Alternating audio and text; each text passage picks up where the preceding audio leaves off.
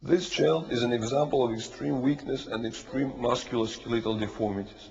For several years, the parents of this girl, who is now 9 years old, tried to make her crawl and walk by very intensive training for up to 8 to 10 hours a day, intended to teach her brain to develop these movements. However, rigorous training made against muscular resistance and imposed over weak structure resulted in pronounced deformities rather than functional achievements.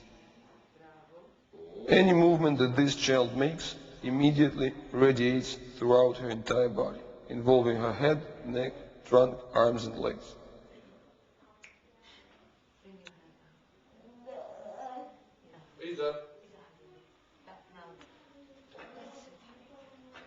When she is relaxed, she just collapses forwards, being unable to have any control over her body position.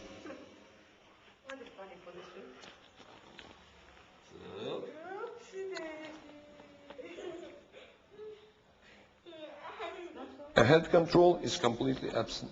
Even a minimal movement of her mouth or slightest emotion end up with rigid arching of her entire body.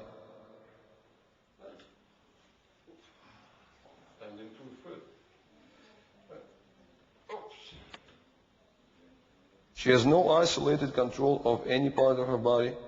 Extreme deformities are obvious. Her chest is collapsed, shoulder blades shifted to the sides and upwards, neck is extremely weak, her legs are distorted and asymmetric. Okay, so get her back.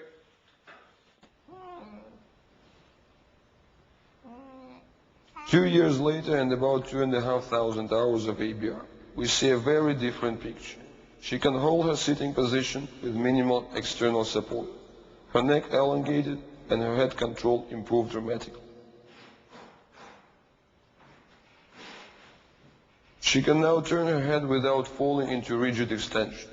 The transformation of her ribcage is obvious, as well as the change in the position of her shoulder blades.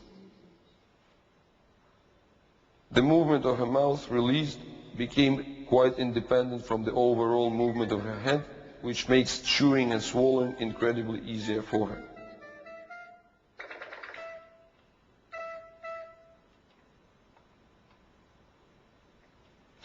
Release of the mobility of the head and development of the chest brought the release of the arms. Position of the shoulder blades and clavicles clearly changed to a more normal one.